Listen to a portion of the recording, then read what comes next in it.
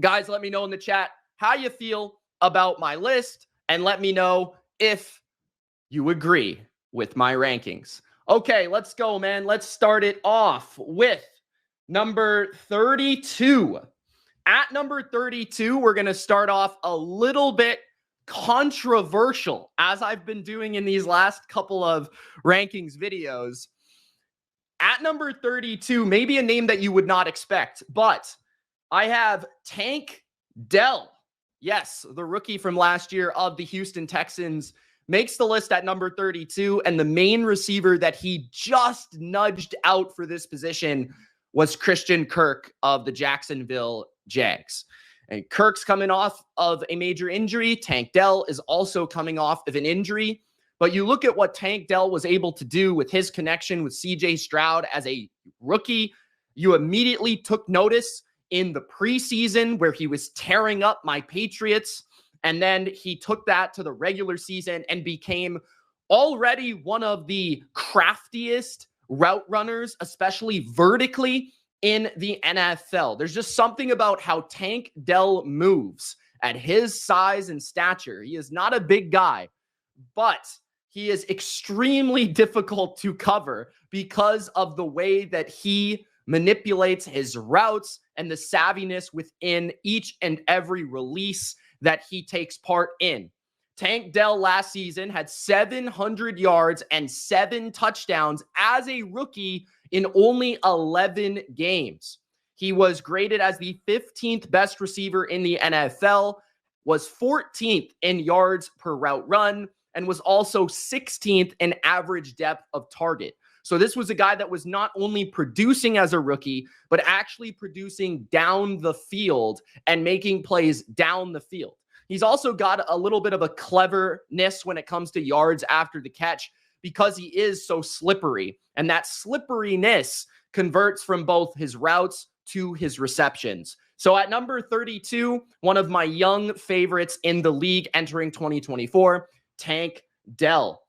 At number 31, another young rookie receiver who is going to ascend in year 2. And if this was based on projection and only projection, I would have this player probably 10 spots higher, to be honest with you.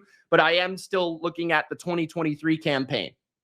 So at number 31, I've got Zay Flowers, who was actually my number 1 receiver entering last year's NFL draft. That was not exactly a popular take, although it wasn't extremely controversial. And I think Zay Flowers lived up to the billing as being one of the best rookie receivers last year and has a true skill set that makes him dangerous on each and every play and a factor in every level of a passing offense. His main threat as a rookie was when he was able to catch a screen or some sort of bubble or something where he was out in space and he was able to make magic with the ball in his hands. He's extremely effective in that facet of the game, but he's also shown a ability to get down the field, run crossers, or run double moves at a pretty high level. He does somewhat struggle with the nuance of spacing, especially against zone coverage, but when it comes to beating man coverage, he is really, really good and will only ascend.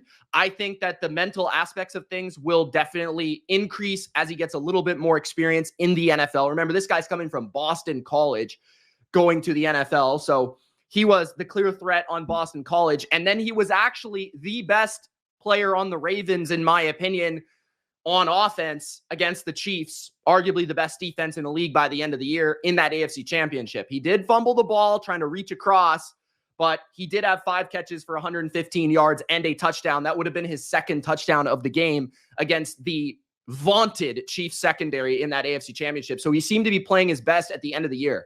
He was 4th in missed tackles forced with 21. His ability to stop, start, and then have that compact, quick body to be able to get around defenders is at a high level. He was also 13th ranked in yards after catch. 77 receptions for the season. Zay Flowers, I believe, will ascend to a true number 1 wide receiver for Lamar Jackson and probably their number 1 receiver overall. I'm even going to say that he has a better year than Mark Andrews. I have him at number 31.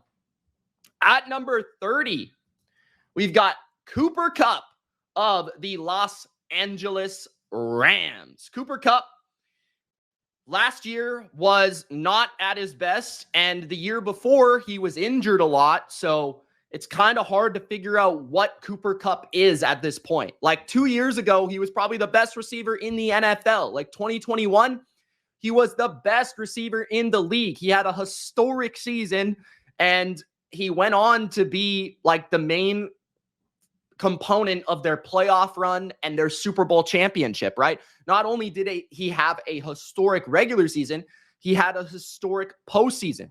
But the thing about Cooper Kupp is he's barely been playing the last couple of years. He's been missing like an entire season over the last couple of years, and he's definitely slowed down in his numbers. When you just look at 2022 for his yards per game metric, it was like at 90, right? And that's still a very high number for Cooper Kupp in 2022. But in 2023, his yards per game went down nearly 30 yards to 61 yards per game, which ranked him only 28th in the NFL. So even when you use per game stats, Cooper Kupp is no longer an elite receiver. That being said, he's still a good one.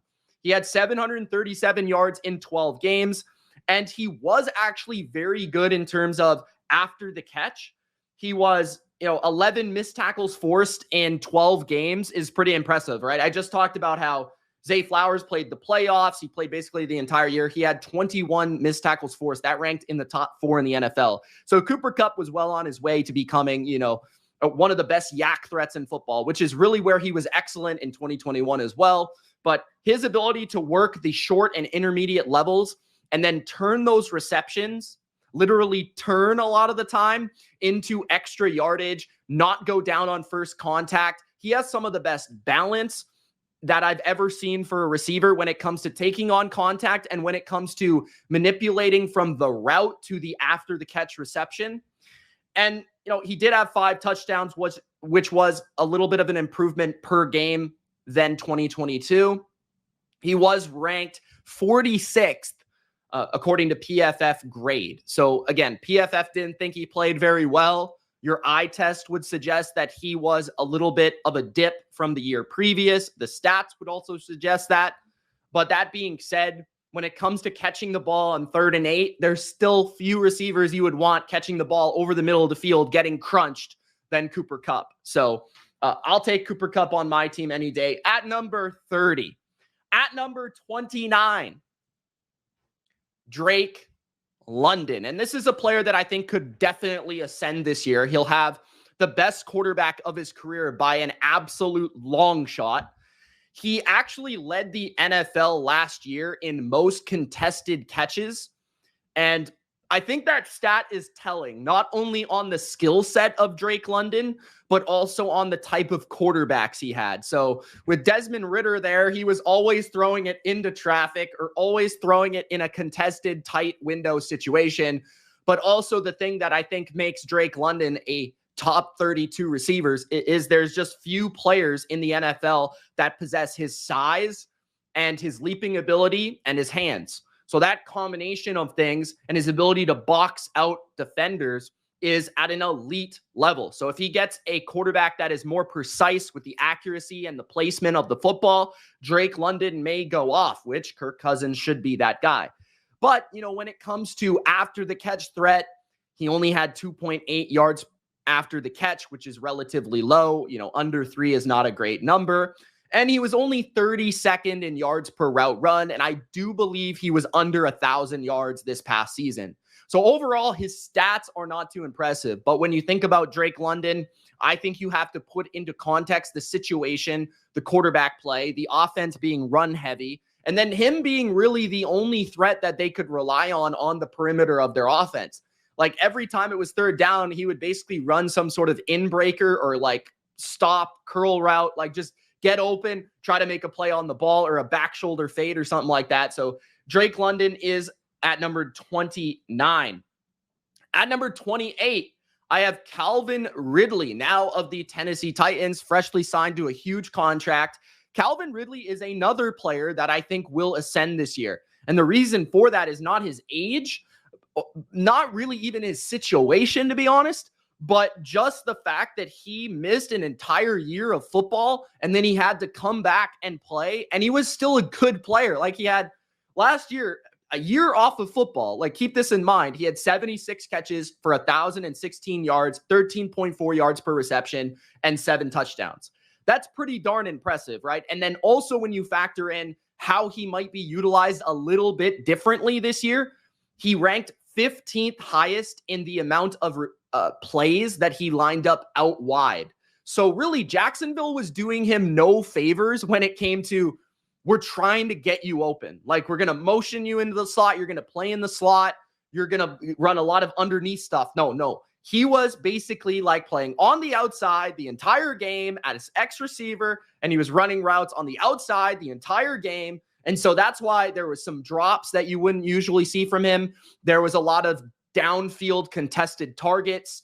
They just didn't do a very good job, in my opinion, of utilizing Calvin Ridley in really making him the main proponent and the main component of the offense. So Calvin Ridley, 2.7 yards after catch per reception is very low, but I think that also speaks to where his targets are coming. Like, his targets were down the field. So it's obviously going to be harder for him to create yards after catch. And he was only 50th in yards per route run. So some like inconsistency to his game last year in terms of drops, in terms of sometimes he would be like the best player on the field and sometimes you wouldn't even notice him and he was a decoy. So coming together with a full season of consistency will definitely move Calvin Ridley up the list. I think he used to be a top 10 receiver in this league once upon a time. Next up at number 27, we have T. Higgins of the Cincinnati Bengals. The main reason T. Higgins is only 27 is because he can't stay healthy. Last year, he really didn't stay healthy at all. The previous years, he was very good and mostly healthy. He would miss like 1 or 2 games. But last year was definitely his least productive season in the NFL, period, right? Like, T. Higgins last season, his yards per game was like the worst of his career, including his rookie season. But I will say that his yards per reception was drastically higher. And I think that his yards per game definitely had something to do with Joe Burrow being hurt. That definitely helps the situation in terms of downgrading the player. But 15.6 yards per reception is a very high number. He is a downfield threat. He is a big target on the perimeter of your offense. And I think he's slightly more moldable in terms of like his ability to kind of manipulate the top of the route and like turn his routes into receptions, especially at the intermediate level. And when he's running kind of the stem of the route at the top to be able to break out or break in, I think he does a very smooth job of transitioning from his release to his actual break of his route. I think that's a very underrated aspect of his game, but everybody kind of knows that he's a big downfield target that is excellent in jump ball situations, and he is one of the best number 2 receivers in the NFL. His yak per reception was actually a surprising statistic that I found, which was very much up. It was 17th in the NFL, which is not what he's known for, at 5.6 yards per reception. And he is another guy that was featured on the outside of the offense at 13th highest percentage of playing out wide. So he is not given any favors. Maybe this year he might play a little bit more in the slot, or potentially that will be Jamar Chase's role, but we'll have to see what goes on there in Cincinnati post Tyler Boyd. But T. Higgins is a very good player. He's just got to stay healthy.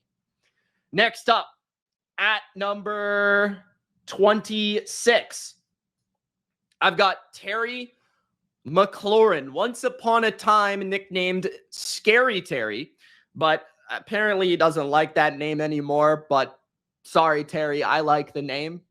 4 straight 1,000-yard seasons is a very good number for Terry McLaurin, but I definitely feel like he's coming off the worst season of his career. Now, you have to kind of configure, like, was that because of the offense? Was that because of the design of the offense? Was that because they weren't targeting him in the same manner? Was he just a worse player? Was he dealing with injuries? I think it still speaks to him being a top receiver when you can go 4 straight seasons of staying healthy and 4 straight seasons of still producing at a relatively high level, right? But this was barely 1,000 yards, as indicated by his yards per route run at 51st in the NFL, which I believe is the lowest on this list. And he did have 79 catches for 1,002 yards. And then he was 7th ranked in his wide percentage of snaps, which I definitely think has something to do with it. He was basically in a role that many players that are higher than him and wide percentage of snaps playing out wide of the formation are basically decoys, like the Michael Gallups of the world who just run the dirty routes. So Terry McLaurin was not exactly, as much as you would have thought he would be, he was not the feature element of their offense for whatever reason, despite being the most talented player on that offense. So it's a little bit odd how they utilized him last year, which I think has a reason for the offensive coordinator change. But yeah, Terry is still very good. I think he is a really good intermediate and deep route runner, and he separates really well in his routes, and he still has a ton of speed to deal with. I think he's a little bit underrated in terms of his body control and manipulation at finding the football, and still is in my opinion, top 26 receiver in the NFL. At number 25, I've got Chris Godwin, one of my favorites of the Tampa Bay Buccaneers. Just like Terry McLaurin, Chris Godwin has been doing it for a while, but Chris Godwin is not playing at his peak. So that's the thing with McLaurin and Godwin, where they're not playing at their peak of their powers any longer, in my opinion. They could still get back to that point at like 27 or 28 years old, where Godwin and McLaurin are in their careers, where they could still ascend back to their peak. But it's been a couple of seasons departed since their best seasons, right? So Chris Godwin has had 3 straight 1,000-yard seasons and has had 4 out of the last 5.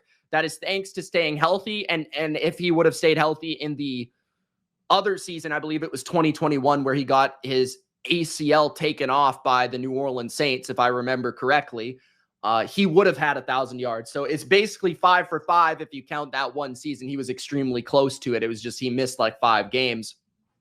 And that was actually his best season of his career, dating up to that point with Tom Brady and that offense. But I think what was impressive about Godwin was shifting from Tom Brady to Baker Mayfield. And what I mean by that is, with Tom Brady these last couple of years, given the state of the offensive line, they were throwing the ball very short, especially in 2022. Like, they could not protect at all, and they could not run the ball at all. So basically what their run game was throwing short screens and short underneath routes to Chris Godwin and asking him to do damage after the catch, and him working option routes over the middle of the field. So he converted from that, where his yards per reception was much lower at like 9 yards or 10 yards, right? And then this past season, he actually converted back to the 2020 season of like where Tom Brady was throwing the ball down the field, or 2019 with Jameis Winston, which I think is still his best statistical season, where he had like 1,400 yards and they had to throw every play because he was throwing 30 interceptions and 30 touchdowns, Jameis Winston, if you recall. But 12.3 yards per reception was like 3 yards better than the previous season. So with Baker Mayfield, he was able to convert to more of a downfield target. I think that he's actually going to have a better season this year than he did last year, because I think he's going to be utilized more in the slot than he was previously. Last year, he's actually used out wide more than I can ever really recall in his career, but he was still able to get that 1,000-yard mark. And he did, finish second in the NFL in contested catches, only behind Drake London. So I think a lot of those are in the middle of the field, where there's a guy coming from the right, there's a guy coming from the left, or there's a guy all over his back and he's still catching the ball. He's really good at catching the ball in those type of tight situations where he's about to be hit. So Chris Godwin is definitely one of the toughest receivers in football, and he ranks at number 25. At number 24, Devonte Smith of the Philadelphia Eagles.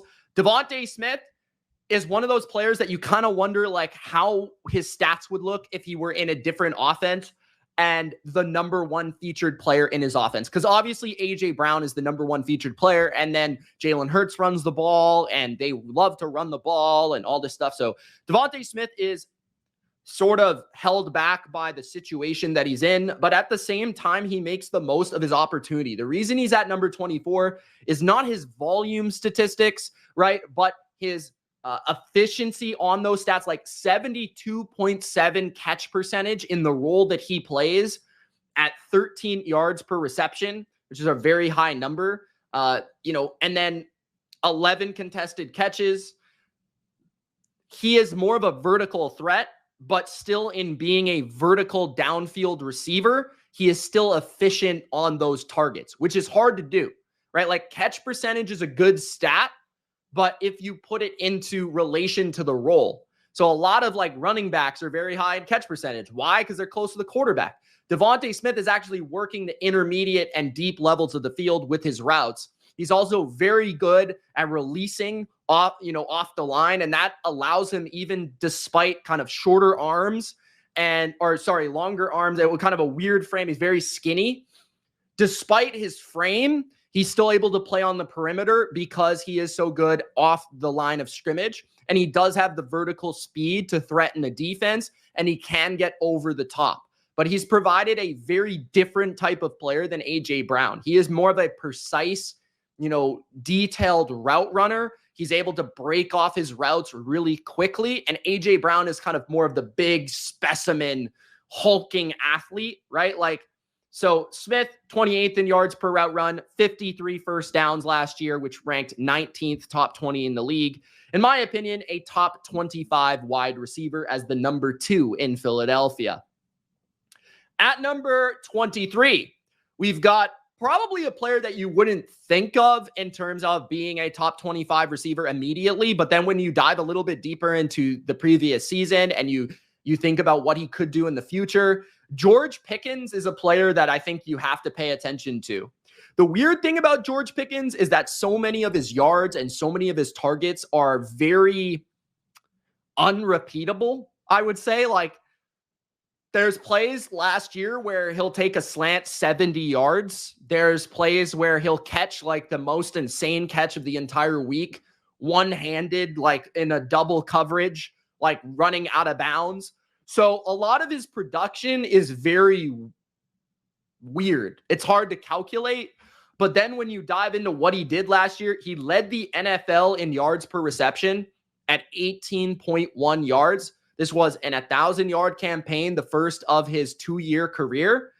And he was also 8th, so top 10 in yards after catch per reception.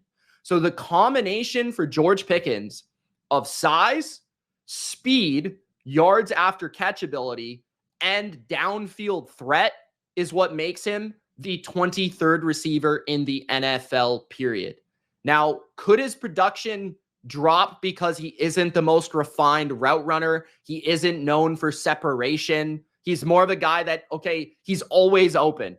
He's never open, but he's always open. And if you could just find a way to get the ball in his vicinity, he might catch it. And then at the same time, if it's early in the route, like a slant, for example, if he can break the first tackle, which he might, he can go the distance because he has great speed.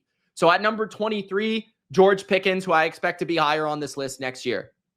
At number 22, the future Hall of Fame wide receiver, DeAndre Hopkins of the Tennessee Titans. DeAndre Hopkins, low-key, had an excellent season last year. I don't think people really noticed. The year before, he was actually really good in a limited sample size in his final season with the Cardinals. But I remember, the whole offseason, I thought D-Hop was going to sign with the Patriots. I was super excited. He was taking pictures with Matt Judon in the Patriot locker room. And I was like, yeah, we're going to get a receiver, finally. And then, of course, he signs with the Titans, and he ends up having an incredible year. And I think the thing that I misconstrued about his season was I thought he played a lot more snaps inside the formation, meaning he was kind of doing the Larry Fitzgerald, where for a majority of his career, he was out wide, but then in the older years where he has less speed than he used to, he was playing inside. And I think he could still do that. But that was actually not really the role he played. He actually played most of his snaps out wide still as a number 1 X receiver. So he was 18th in snaps out wide still. So this isn't some sort of cartoony production where he was just given a ton of volume and, early, short yards per reception. No, D-Hop, 17th in yards per route run. So it's top 17 there. He was actually catching the ball down the field, 12th in average depth of target. So he was going down the field to catch these passes.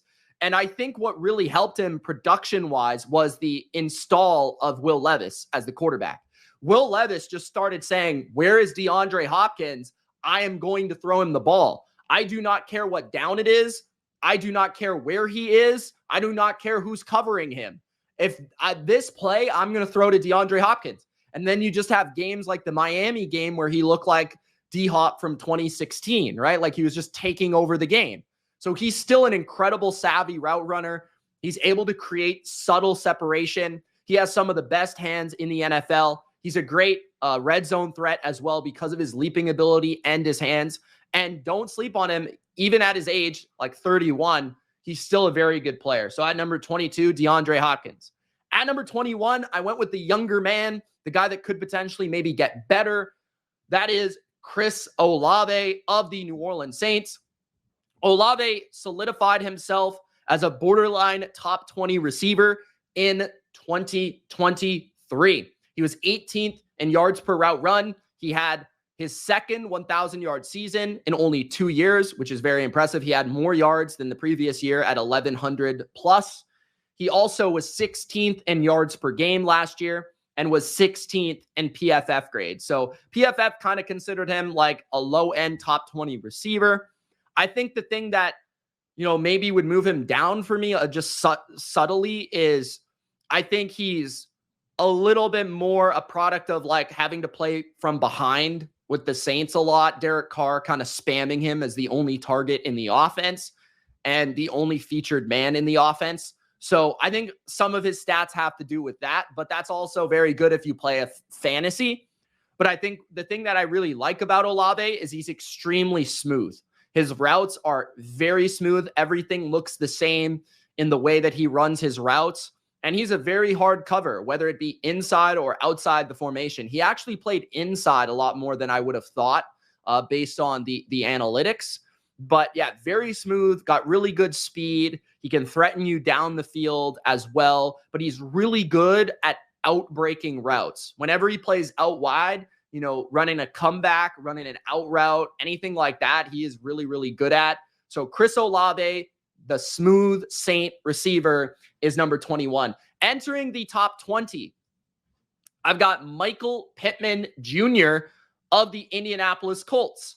Michael Pittman had a career season last year for the Indianapolis Colts, 15th in yards per game and 5th in the NFL, top 5 in the NFL in receptions. So he was a top 15 receiver both in yards and receptions. So Michael Pittman, what I like about him is he's the rare big receiver that is also asked to do a lot of things near the line of scrimmage. He's kind of a weird, almost like a Marquise Colston. If you guys recall Marquise Colston of the Saints, he's kind of similar to that. Like he's a big framed player that is dangerous in the short and intermediate levels. He's also very good in the screen game as well, but he can also win a ton of contested catches down the field. He can play inside the formation, outside the formation. He's big enough to kind of get through press coverage. He isn't the fastest. He isn't the most overwhelming from a quickness or a speed or a separation standpoint. But he's another guy that if you throw it in his vicinity, he is very good at body control and getting inside a corner and catching that football. So Pittman, whether it be inside, outside, down the field, or short, he can be productive for an offense. One of the best possession receivers in the NFL at number 20. At number 19, a player that I expect to have a great season with Aaron Rodgers in 2024 after missing that in 2023 is Garrett Wilson. Now, Garrett Wilson is a player that statistically speaking in 2023 was not a top 20 receiver. You cannot find really any stat that would suggest that Garrett Wilson is a top 20 receiver. But if you actually watch Garrett Wilson, you will know that he's a top 20 receiver. And with actual quarterback play, he will be very productive. Now, what I love about Garrett Wilson is I think he could be dynamic in all aspects in every offense in the NFL. Whether it be the San Francisco 49ers or the New England Patriots, he would be one of the feature elements of the offense. He could play inside. He could play outside. You're not taking him off the field. He's very good in yards after catch situations. He's very good at running routes. He's very nuanced in that aspect. And the only thing he's really missing is elite speed and elite size. But regardless, like he's got every other thing in terms of the savviness and the way that he runs his routes. he kind of is reminiscent of like a Keenan Allen type of player, but I think he's actually asked to play more as the outside target there. You know, he had 95 receptions last season. He was the rookie of the year in 2022, and he is excellent at forcing missed tackles in a very small confined space. 19 forced missed tackles last year, and he does have 1,000 yards. He did get there last year, 2 years in his career to start his career. So that's very impressive considering Zach Wilson has been his primary quarterback throughout his 2-year career. At number 18, Stefan Diggs of the Houston Texans. This might seem low for some people, but if you really dive into the statistics for Stefan Diggs over the last half of last season, you would understand why Stefan Diggs is at this spot, because he was known as a top 6, top 5 receiver in the NFL for the past like 4 or 5 years, but he definitely fell off last year. Like, he was really non-existent in the playoffs, and late last year, he sort of became a little bit of a decoy. That being said, I still think he is good enough to be in the top 20, and his production still stands that he should be in this range, right? So Stefan Diggs, he was 7th in receptions, but the thing is, like, a lot of those were early in the year, right? So just keep that in mind. 13th in yards last year. His yards per route run is really the stat that indicates he kind of fell off. He was 31st in yards per route run before Stefan Diggs was like top 5, top 6, right, in the NFL in yards per route run. He was 31st. So to me, I look at him and I see him more as a very high-end number 2 receiver who can play outside still at a high rate in the NFL, but he could also play inside. And I think the area where he was very impressive last year was they tried to get him involved near the end of the year as an underneath yards after catch threat. And this is where I still feel he is a very good player. His yards after catch in terms of missed tackles forced, he had 21 missed tackles forced, which was 4th in the NFL. His ability to catch the ball and then kind of like take a step back, like quickly take a step back, quickly shift, quickly juke somebody is at a very high level still. I think the problem with Diggs is that his quickness is still there, but his speed has diminished a little bit. And I think his attitude last year in terms of fierce attacking the football, being no nonsense, just tough, that kind of dipped off a little bit. Now, how much did that have to do with the mentality of the relationship between him and Allen and the Bills? And maybe he's still the same player he was 2 years ago. It's just a matter of like, he wasn't in it as much. Like, he wasn't as convinced to be a member of this team, right? 13 contested catches, which was 11th, and that missed tackles 4. So he still has all elements of his game. Great route runner, can run routes at every level of the defense, but he is going to be more quicker than fast, which means he's going to be more short or intermediate at this point in his career. Well, I think Nico Collins and Tank Dell will be more down the field, right? So Diggs still has all the elements of a great receiver. He just dipped off in production this past season. At number 17, I have another veteran receiver, Keenan Allen, now of the Chicago Bears. And I think the thing with Keenan Allen and Stefan Diggs is they're both older, so that definitely hurt their ranking. On top of that, they're both going into new situations where I don't really know how big of a part they're going to be of the offense. That being said, Keenan Allen last year had, like, statistically speaking, a ludicrous season. He was on pace to do the best of his career last year. Like, he had incredible numbers. And this is at 30 plus years old, right? Now, some of that is where he's getting targeted. It's in the slot underneath, right? 9.8 or 9.9 average depth of target, which is under 10 yards. Like, that's short, right? On top of that, a lot of slot snaps, like one of the highest percentages for an elite player in the NFL. But you look at his stats, 4th in yards per game, top 5, that's elite.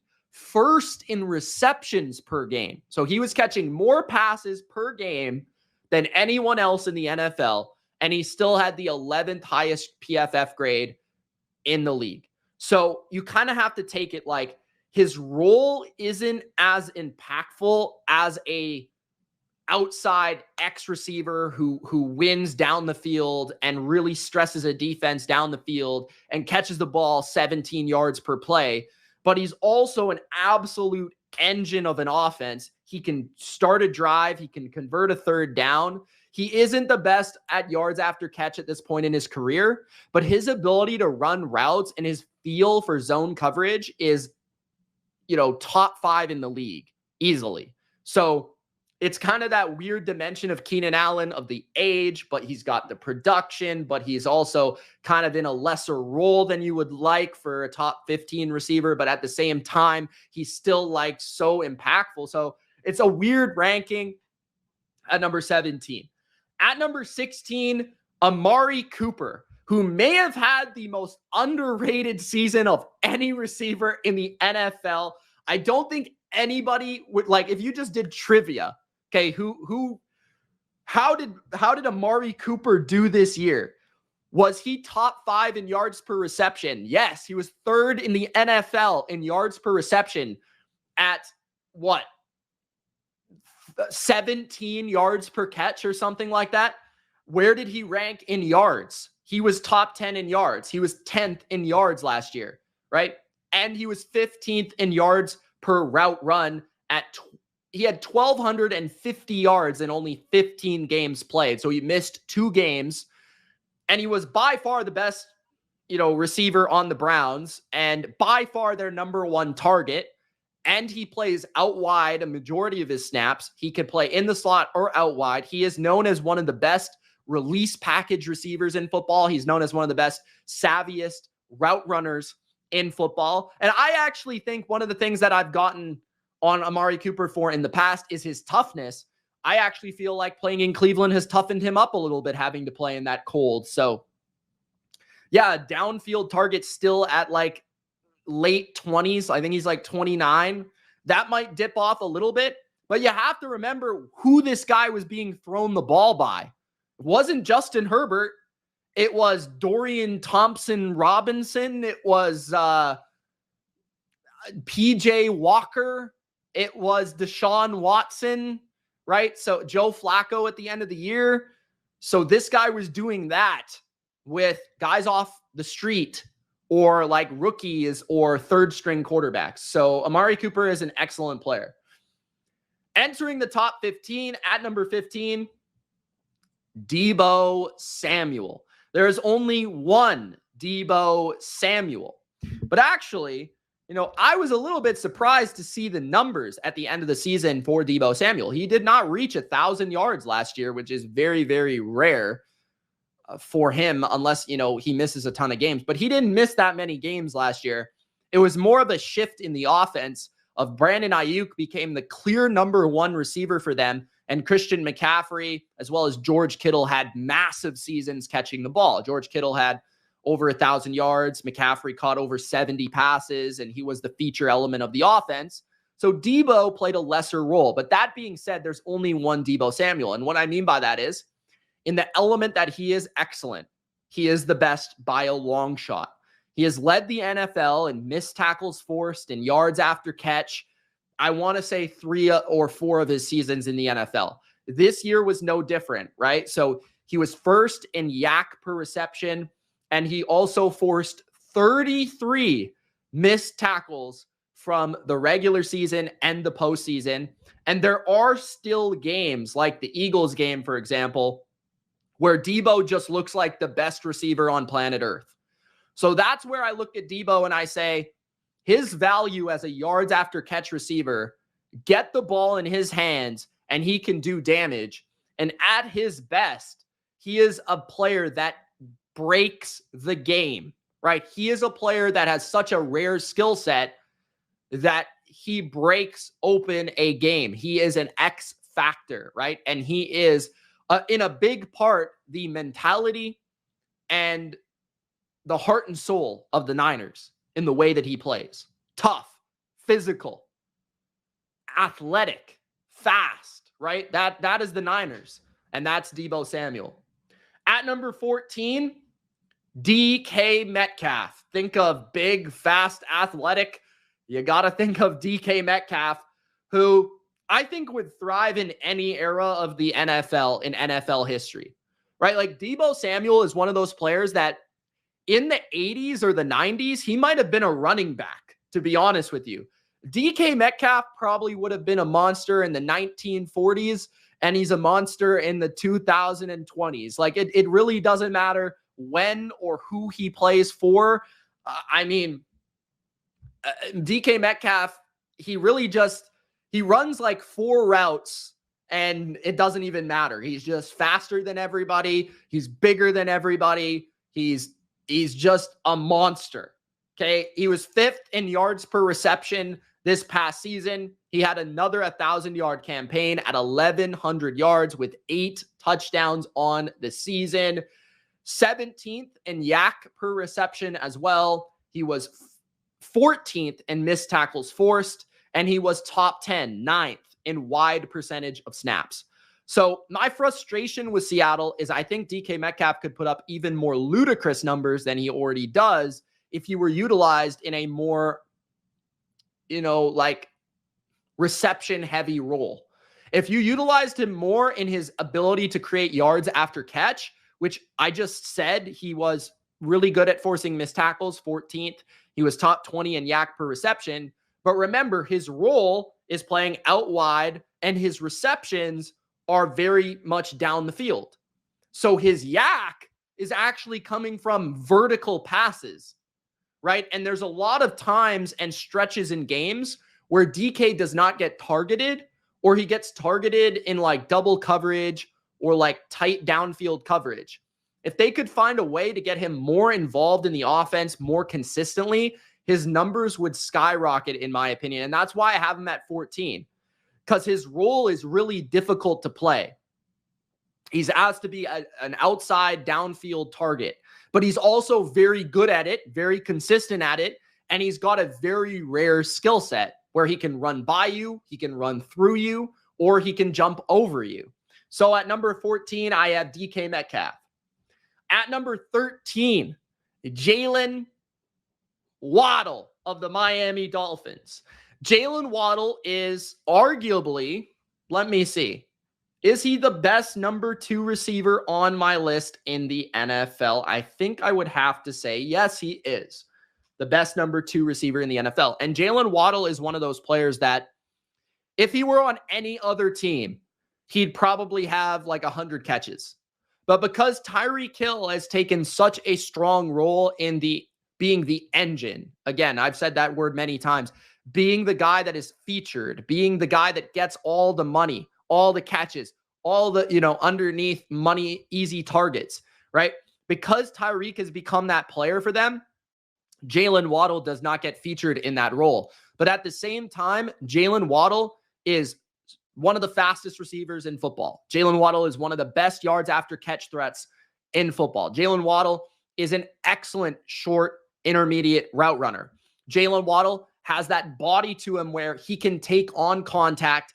And just like Tyreek Hill, if he gets hit, he can then remain balanced and create after the catch at a very high level. So statistically, 2 things stood out.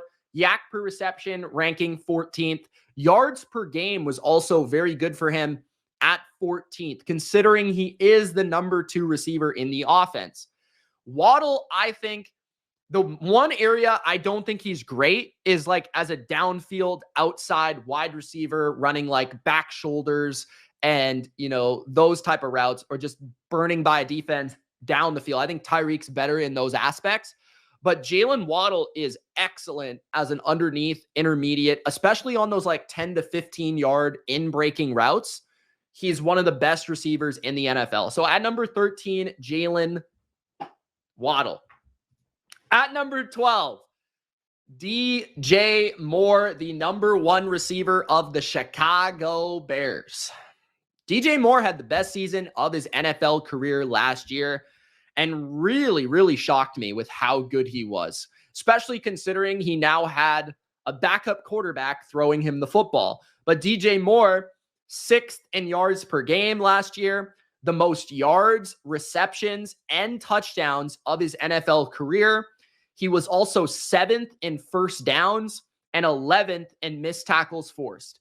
DJ Moore is a lot like Jaylen Waddle, but I think he's better as a downfield receiver, right? He could be featured in any way, shape, or form. If you want him to be an intermediate in-breaking type of receiver, if you want him to play as the slot receiver, if you want him to play as the outside receiver, if you want him to play as a running back, if you want him to play as a screen threat, yards after catch threat, he could do anything. And that's what I really like about DJ Moore. And that's where I think he is definitely a top 12 receiver in the NFL. I think he still will remain Caleb Williams' number one receiver for a couple of years here, because it's just, he could do anything. He could do everything at a very high level. And he's quick. He's fast. He's not the biggest. He's not the greatest in terms of contested catches, but routes, separation, yards after catch, that's DJ Moore's game, and he's excellent in those areas. At number 11, nearly made my top 10, Nico Collins of the Houston Texans. I believe CJ Stroud called him the new Andre Johnson, and I don't think that's too far off, to be honest. Nico Collins is big, fast, physical, great hands, and had absolutely insane stats, right? Seeing Nico Collins at the number 11 receiver would probably shock you. But then when you actually dive into his production from 2023, you would say maybe he should be in the top 10, right? Like Nico Collins, second in yards per route run last year, second only behind Tyreek Hill in the entire NFL. Third in PFF grade. Third in missed tackles forced. Seventh in yards per game. So when it came to, yak as well, I believe he was second or third in yak per reception. So yards was there. Forcing missed tackles, elite. Yak, elite. Right? Touchdowns, very good. All the stats across the board. Number one receiver in his offense, period. Featured target in his offense, period. Right? Like, Tank Dell got hurt. Nico Collins was the only guy they were going to throw the ball to, and they still found a way to throw him the ball, and he was dangerous. I think the thing about Nico Collins as a physical player is it's hard to match up with him. He's big, and he's physical at the line of scrimmage, and he's also very fast. Like, they run a lot of crossing routes with him in those condensed splits where they're close to the formation, they're close to the offensive line like that. And he runs so many crossers, and he just runs away from people, like, period. So, yeah, Nico Collins is an absolute dog at number 11, and he might be top 10 next year. Entering the top 10 at number 10, the rookie sensation of the Los Angeles Rams, Puka Ngata. Puka Ngata, let me just say these stats, and you'll understand why he's at number 10. Receptions in a rookie season, most of all time, 105. Receptions and then receiving yards in a rookie season, 1,486, the most of all time. Receptions by a rookie in a game, the most of all time, 15. And then perhaps the most impressive stat of them all, receiving yards by a rookie in a playoff game, 181. The only playoff game he's played in his career. That was one of the best performances I've seen all year from a receiver against the Detroit Lions. He was literally unstoppable. They could not cover him. They could not tackle him.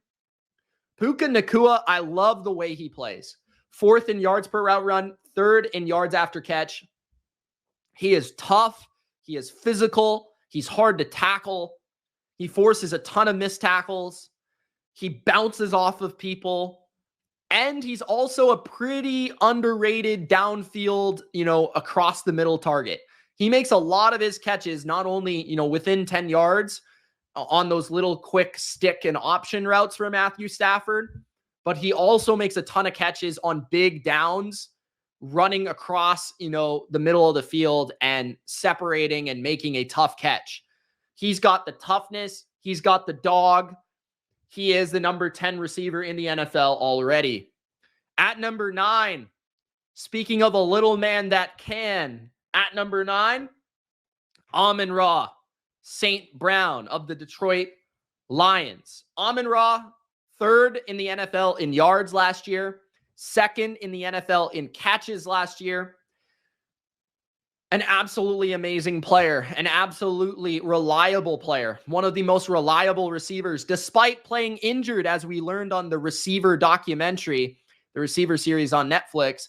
We learned that he was injured, like pretty well injured there.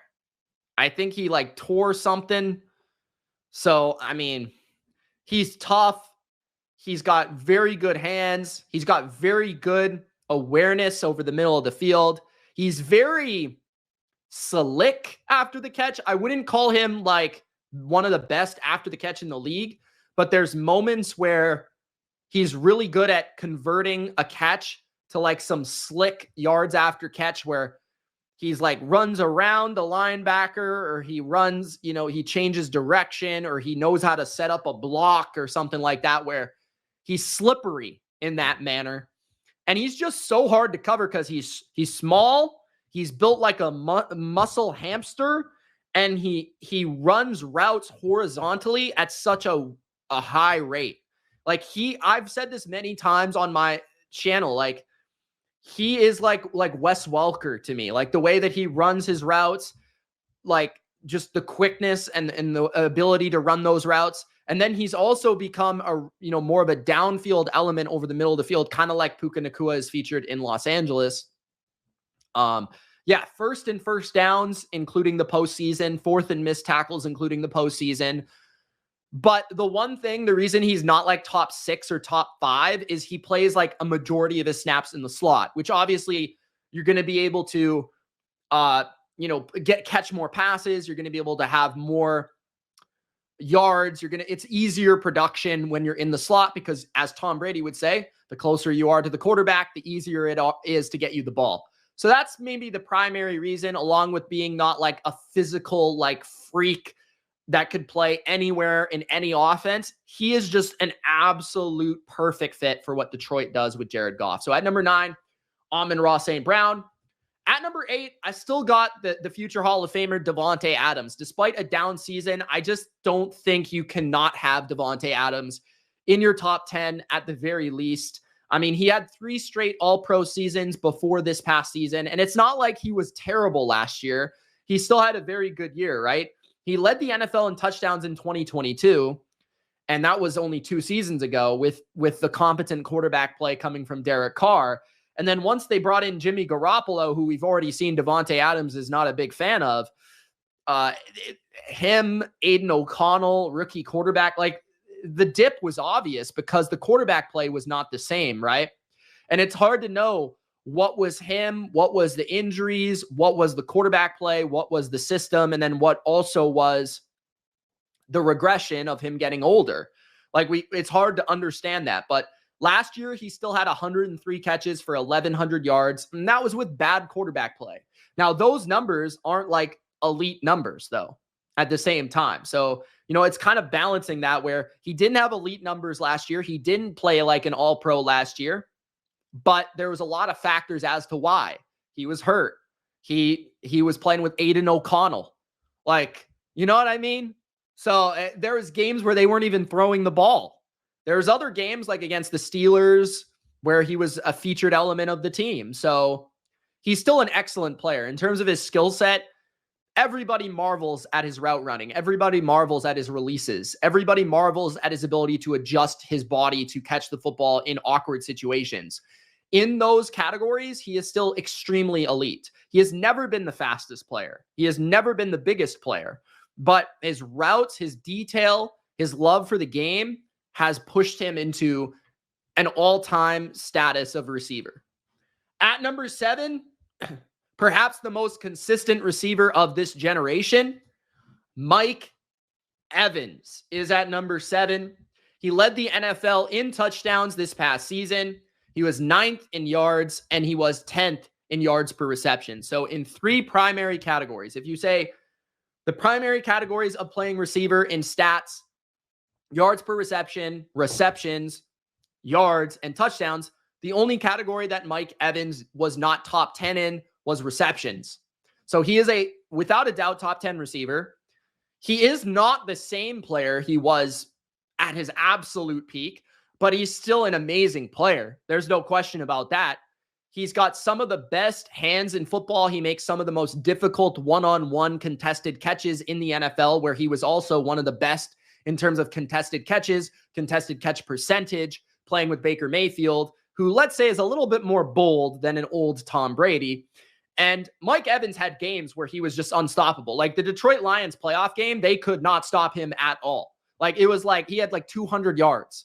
And he still has those moments where he just lines up on the outside and he runs his vertical route tree, and he's still pretty unstoppable. Great body control, still very good speed. I think that's the difference between him and Devonte Adams, is he still showcases the ability to just run by people at a pretty high level. Obviously, you got the size, obviously a good route runner, not quite like Devonte Adams level, but good route runner. Very productive player. I've got all the respect in the world for Mike Evans. He's one of the best professionals. He's one of the best players at this position for a number of years. He's just getting a little bit older, and you kind of have to wonder, like how many of these seasons he has left. He's had 10 straight 1,000-yard seasons. Now, that being said, I think that stat is both extremely impressive and kind of a little bit overrated, just because when you look at like the rank of where he ranked with those 1,000-yard seasons, it's not as impressive as it was with Randy Moss or Jerry Rice, right? But it's still very, very, very impressive. Don't get me wrong. So I love Mike Evans at number 7. At number 6, this might be slightly shocking, but when you think about the player and the skill set and the production, it shouldn't be that shocking. He's asking for a trade right now for a reason. He's asking to be paid for a reason. Brandon Aiyuk is the 6th best receiver in the NFL. When you think of receivers, and when I'm ranking receivers, I'm thinking about what is their skill set. And there is literally nothing that Brandon Aiyuk cannot do. Brandon Aiyuk, yes, he plays in an excellent offense, but you have to remember that ball can only go to one player in the offense, right? And on a given play. So they've got McCaffrey, the best running back in the league. George Kittle, probably the 2nd best tight end in the league, right? They've got Deebo, the 15th best receiver, in my opinion. And they've got Brandon Aiyuk. So the ball can only find that player so many times. But you dive into what Brandon Aiyuk did, and nobody else had a season like Brandon Aiyuk last year. He had over 1,300 yards at 17.9 yards per reception, which was 2nd in the NFL. And his yards per target, 2nd in the NFL. And his PFF grade, 2nd in the NFL. So PFF graded him as the 2nd best receiver in the league, only behind Tyreek Hill. Now, his efficiency is off the charts. The reason he's not higher is because how much, is he really being the game plan on the other team, like the defense? How much are they really trying to like game plan for Brandon Aiyuk? They're probably game planning for Christian McCaffrey and Kyle Shanahan's running game first.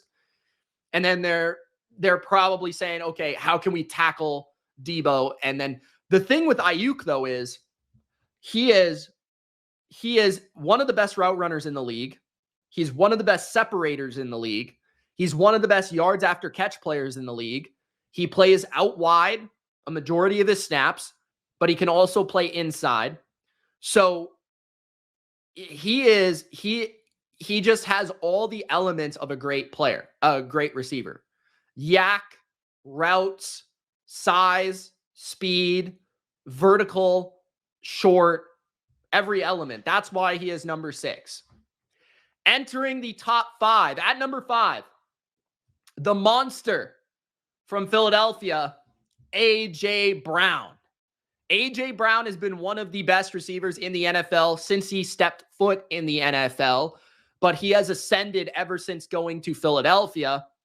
And last season was perhaps his best season of them all. Top 10 in yards after catches, yards per route run, receptions, yards, and first downs. Let me say that again. Top 10 in yards after catches, yards per route run, receptions, yards, and first downs. Basically every stat. A.J. Brown is big, fast, and an absolute monster to tackle. He is, because he is so thick, big, muscular, fast, he is just a demon. You can't stop the guy. And then on top of that, he can run by you, he can run through you, and he is basically a yak threat or a vertical threat. He is not the most refined, gifted route runner, I would say, but when you get the ball in his hands, he's able to, get that positioning on a corner and you get the ball in his hands. He is really hard to tackle. He is really tough to stop. So Jalen Hurts' favorite target, in my opinion, my top 5 receivers, easy to name. The top 5 receivers in the NFL are easy. Now, the order could be maybe a little bit different for every given person, but to me, A.J. Brown is a clear-cut top 5 receiver. At number 4, Ja'Marr Chase of the Cincinnati Bengals. Now, I think the difference, because this will be the one where people debate it, A.J. Brown, Ja'Marr Chase. I think the difference for me with Ja'Marr Chase and A.J. Brown is Ja'Marr Chase is, it's hard to explain, but he's more smooth as both a route runner and especially as an underneath yards after catch player. The way that he transitions from catching the ball to creating yards after catch on like a screen pass or like a smoke route or something, like just where he stops and catches the ball, he is almost never tackled on the first attempt. If you guys ever watched Ja'Marr Chase, he is almost never tackled on the first attempt. He had 17 missed tackles forced last year, which was 10th in the NFL. Actually last year was his first 100 catch season of his career, which considering Joe Burrow missed 7 games, that is really impressive. I think Ja'Marr Chase could get back inside that top 3 this next season if Joe Burrow is healthy. But you talk about a receiver like we talked about with Brandon Aiyuk that has all the elements.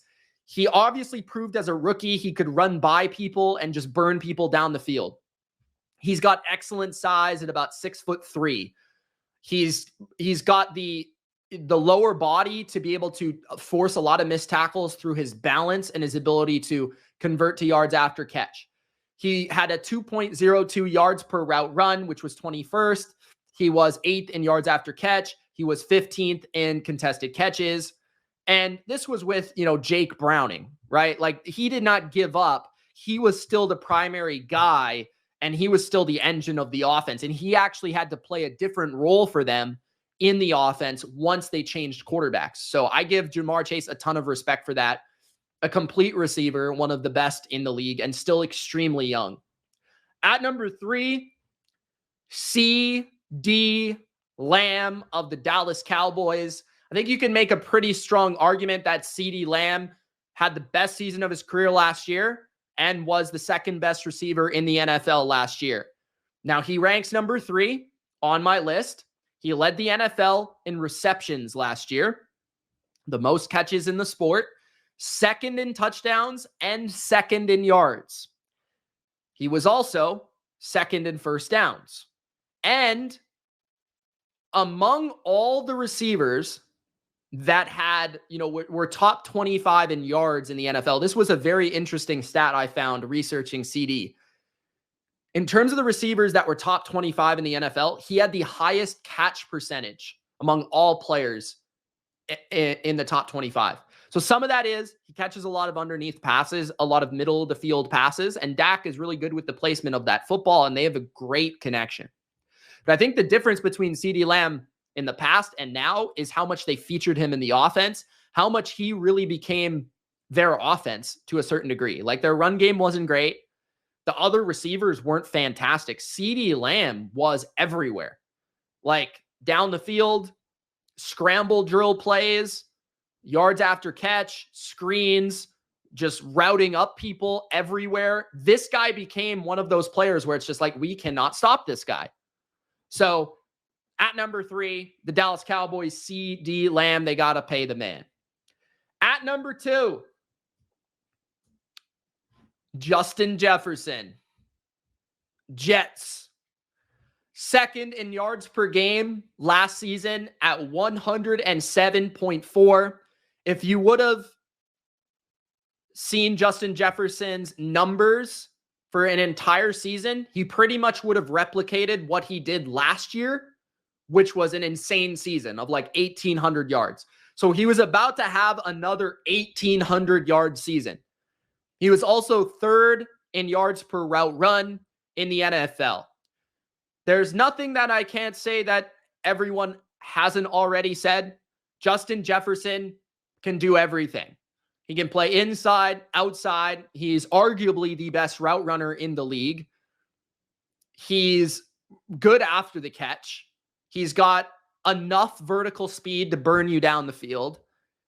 And I think the thing I just love about Jefferson is like that CeeDee Lamb element, where what I said about CD, where CD, he catches everything. Every play, he might get the ball. Like Jefferson, it feels like there's drives where he gets the ball on every single play. Defenses try to double him, triple him, zone bracket him. It doesn't matter. He's getting the ball, and he's going to get the ball. And then he can make some of the craziest catches you've ever seen, like that Bills catch a couple years ago. I mean, dude, Justin Jefferson, I think future Hall of Famer, at any point could be the best receiver in the league. He doesn't have the most ideal quarterback play entering 2024, but still, to me, top 2 receiver in the league. And at number 1, Tyreek Hill. I don't think there's any question after last year that Tyreek Hill, because of Justin Jefferson's injury, the best receiver in the sport by quite a wide margin. The way that he impacts the game is unlike any receiver that we've seen in a long time. His ability to hit the home run, both by just running a simple straight go route, right? Like a fade, whatever. His ability to just run by people, his ability to create incredible plays, just getting the ball in his hands on a screen or a bubble screen or something like that, or a reverse. He can return kicks, of course. Like Tyreek Hill, his routes, his ability to change direction is otherworldly. It's alien-like. His ability to run those intermediate, like the thing that Mike McDaniel has done is just a glitch, like where he motions him into some sort of in-breaking or option route. It's basically unstoppable. It's basically unstoppable. You cannot have this guy not have 5 catches in a game. It's pretty much gonna happen. Like, you just got to tackle him. He led the NFL in yards per touch, receiving touchdowns, tied with Mike Evans, and yards per game. He also, and this is probably the most impressive stat, led the NFL in yards per route run by half a yard. So he was at 3.7 yards per route run. Nico Collins was at like 3.1. He led the NFL by half a yard. So yeah, he led the NFL in yards per touch, all those things, touchdowns, all those things. But he's also the most impactful player at the position, in my opinion, because of how he can attack you both as yards after catch, down the field, the speed. He can break a game open on any play. So that is my list. My top 32 wide receivers in the NFL. Let's get to the end graphic here for you guys. So quickly going at number 32, maybe slightly controversial, the young but up-and-coming slippery Tank Dell. At number 31, rookie from last season, phenomenal yards after catch, threat in small spaces, Zay Flowers. At number 30, the vet who's fallen off, but I still feel is savvy enough to get it done, Cooper Kupp. At number 29, the guy that led the NFL in contested catches, Drake London. At number 28, in a different role with Tennessee, having a season under his belt, I think Calvin Ridley will have a much better year in 2024, but he is my number 28 after an inconsistent but impressive 2023. At number 27, a complete outside wide receiver with great jump ball ability, T. Higgins. At number 26, the man formerly known as Scary Terry McLaurin, 4 straight 1,000-yard seasons. At number 25, 3 straight 1,000-yard seasons, one of the toughest receivers and best yards after catch receivers, Chris Godwin. At number 24, one of the best Robins in the sport, Devonte Smith. At number 23, a physical specimen, led the NFL in yards per reception, George Pickens. At number 22, the future Hall of Fame, DeAndre Hopkins. At number 21, the slick saint, Chris Olave. At number 20, one of the best possession receivers, Michael Pittman Jr. At number 19, Aaron Rodgers' new favorite target, Garrett Wilson. At number 18, no longer Josh Allen's go-to man, now one element of a dynamic Houston attack, Stefan Diggs. At number 17, the man that led the NFL in receptions per game last year, still doing it at a high level, Keenan Allen. At number 16, probably the most underrated season from last year, Amari Cooper. At number 15, the best yards after catch threat in football, Deebo Samuel. At number 14, a borderline alien, DK Metcalf. At number 13, the Penguin himself, the best number 2 in the league, Jaylen Wadd. At number 12, I want more. That's what Caleb Williams is going to be saying. DJ Moore. At number 11, CJ Stroud's number 1 man who had an unbelievable year, second in yards per route run, Nico Collins. The top 10 receivers in the sport today. At number 10, the all-timer in yards and catches for a rookie, Puka Ngata. At number 9, arguably, maybe not even arguably, the best slot receiver in football, Amon-Ra St. Brown. At number 8, an all-time great receiver. Despite a down year, I still think he's number 8, Devonte Adams. At number 7, the most consistent receiver in football with 10 straight 1,000-yard seasons, Mike Evans. At number 6, one of the most complete skill sets in the league, 1,300 yards, second in yards per reception, Brandon Aiyuk. At number 5, the man was top 10 in every stat, and he's a beast, A.J. Brown. At number 4, Joe Burrow's boy, Jamar Chase. At number 3, Dak Prescott doesn't throw to anybody but CeeDee Lamb. At number 2,